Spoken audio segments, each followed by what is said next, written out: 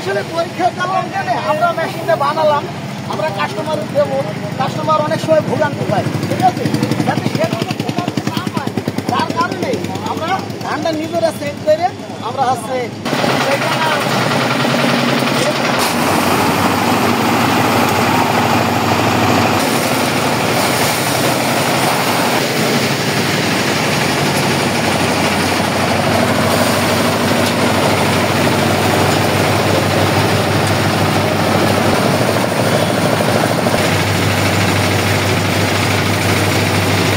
ম্যাশিংটা পরীক্ষা করার কারণ হচ্ছে যাতে কাস্টমার যখন এটা নিয়ে যাবে কোনো প্রকার ত্রুটি থাকলে যাতে ওয়ার্কশপ থেকে সেটা মেরামত করে দিতে পারে, আর মেশিনটা সঠিকভাবে প্রস্তুত হয়েছে কিনা সেইটা মূলত জানার কারণেই মেশিনটা পরীক্ষা করে নেওয়া।